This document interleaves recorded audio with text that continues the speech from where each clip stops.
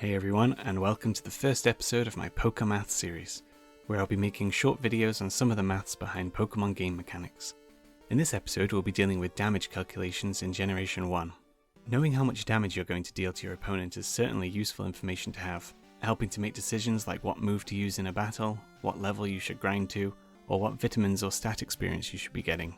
The formula starts off with 2 times your level divided by 5 plus 2. There's also a critical hit modifier in this part, but in the interest of keeping things simple, I'll cover critical hits in another episode. So like a true physicist, I'll be assuming the move did not score a critical hit. And also we're in a vacuum, on a frictionless surface. Another thing to mention is that Pokemon hates decimal places, so all results throughout the equation are rounded down to remove the decimals, leaving behind whole numbers. There's a reason your opponent can't do 10.5 damage to you. We then multiply our results by the power of the move. Thankfully in Generation 2 onwards the power is something the user was able to see, but in Generation 1 we had to guess based on how badass the move sounded. Aw, sick! My Charizard wants to learn Rage! Say goodbye to Flamethrower! And then we multiply that by your attack divided by their defense. If we're talking about a physical move, the attack and defense stats are used. If we're talking about a special move, the special attack and special defense stats are used. In Generation 1, special attack and special defense were both represented by the same stat. As we're ignoring critical hits, the value used for these stats is the current modified value.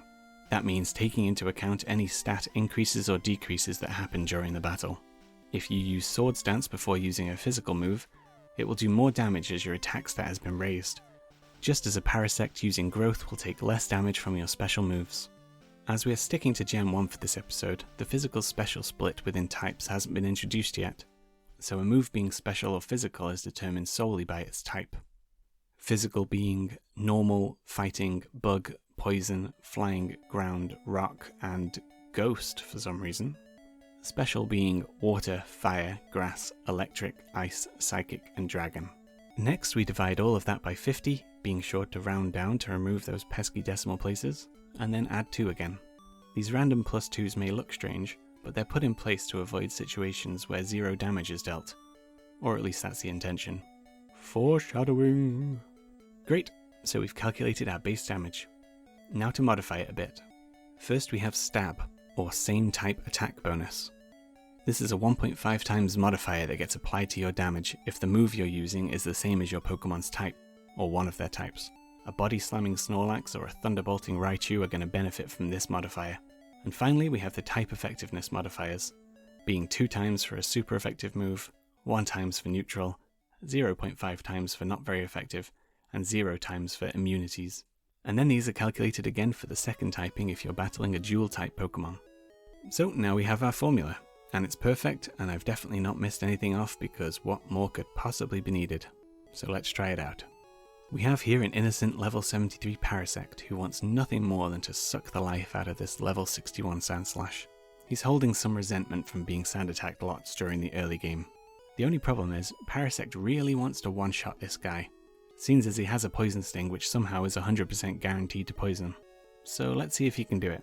We have 2 times 73 divided by 5, rounded down and add 2 gives us 31. Multiply that by Mega Drain's base power of 40 which gives us 1240. Then as it's a special attack we'll multiply this result by Parasect's special divided by Sandslash's special, giving us 2862. Divide that by 50 is 57, add the 2, 59.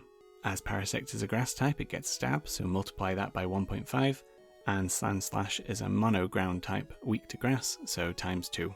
And finally, we have 177 damage. A Sandslash has 172 health, so winner winner. Drain away, Parasect. Oh, somehow we messed up, and Parasect will now die a slow, painful death. Turns out what we missed was something that's referred to by a lot of people in the Pokemon community as the range. Game Freak heard Einstein's quote, "Insanity is doing the same thing over and over and expecting different results," and took it as a challenge. So they added an element of randomness in the damage calculation. We'll have them pick a random number from 217 to I guess 255. Bro, you're freaking crazy, dude. Then we'll multiply that to the damage, divided by 255. It'll be gnarly. And gnarly it was. I like to think of it as the, well hey, your Nuzlocke is now ruined variable. So adding this to our equation shows us that actually our Mega Drain can do anywhere from 150 to 177 damage, with a roughly 20% chance of getting the one-hit KO. And sure enough, we see that after 20 attempts, we were successful 4 times. I'll just revisit one point I made earlier about trying not to inflict 0 damage. The devs certainly had a good go of not allowing 0 damage. Our base damage could be 0 in one of 2 ways. Either one of the elements in the numerator is 0, or the product of the numerator is less than 50, meaning when we divide by 50 we round down to 0. For the first case, base power of a move will never be 0, and the only way attack over defense could be 0 is if attack was 0. Chansey's weak, but not that weak, or if defense was infinite. So then our only remaining option is the first element. Consider a level 2 Pidgey on Route 1. If he tried to gust somebody, this part of the formula would be 2 times 2 divided by 5, which is 0.8, which gets rounded down to 0. So without this plus 2, any level 2 Pokemon would be unable to damage anything. For the second case, let's say we're still using our level 2 Pidgey using Gust, and we're pitting him against Lorelei's Dugong. So now we have 2 times Gust's power of 40, times Pidgey's attack stat of 7, divided by Dugong's defense stat of 100, which gives us 5. 5 divided by 50 is 0.1, which gets rounded down to 0, and so we're doing 0 damage. But again, the plus 2 is our saviour, allowing us to proceed with a non-zero damage result and do anything from 2 to 3 damage. Haha, take that! But as is always the case with Gen 1, there's one thing they didn't consider. Thought has been put into this part of the formula to make sure it's at minimum 2, which is great. But what if you're fighting somebody who double resists you? In the case of Weedle versus Geodude, we can see this issue in practice. If our level and attack is sufficiently low enough that our base damage is 2, then if our move is double resisted, as is the case with poison moves against a rock ground type, then we get 2 times 1.5 times a half, which is 0.75, rounded down to 0. And so it's literally impossible for this Weedle to win this battle. The game can't even handle this 0 damage and instead says that the attack missed. Shout out to RBY Pokemon Challenges for running into this during his Minimum Battle series. As a final note, there are some damaging moves which bypass this beautiful formula. Moves like Bide, which absorb damage, doubles it and deals it back, ignoring your attack and their defense.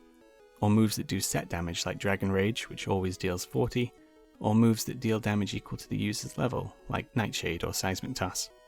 Anyway, I think that about covers Gen 1 damage mechanics. You should now know enough to know what move this Rhydon should use against this Gyarados. You can pause the video now if you like and comment what move you would use. I'll give you the answer in 3, 2, 1. Earthquake is a ground move and Gyarados is part flying, so the damage output for this one would be 0, and if you selected it, you should be ashamed. Seismic Toss is a set amount identical to the user's level, so it would do 70 damage. For Thunderbolt, putting Rhydon's level and both Pokemon's special stats into the formula give us the range from 146 to 172 damage. For Rock Throw, we put Rhydon's level and attack stat and Gyarados' defense stat into the formula, which gives us a range from 172 to 204 damage. So 22 times out of 39, Rock Throw will do damage equal to or greater than Gyarados' HP. And taking into account Rock Throw's 90% accuracy, that gives us a probability of 50% for the one-shot. So in conclusion, if your only goal is to one-shot and you're allowing resets, then Rock Throw is the move to go for, as there's a 50% chance it'll knock the Gyarados out in a single turn, whereas Thunderbolt has a 0% chance to knock it out in one turn. Thunderbolt might be the play if you're planning for the paralysis chance, and then 2 turns of Thunderbolt basically count as 1 because the opponent can't attack, but the chance of that happening is 10% to paralyze and then a further 25% for Gyarados to skip a turn, meaning Thunderbolt has a 2.5% chance for the one-shot. Of course, like all hypothetical situations, this plays out differently when it comes to putting the theory into practice, as Gyarados outspeeds and one-shots us with a 4 times super effective Hydro Pump. Thanks for watching. I hope you learned something because I definitely did. If there's any game mechanic you'd like me to do an episode on, then please let me know. Next time I'll be looking at critical hits. See ya!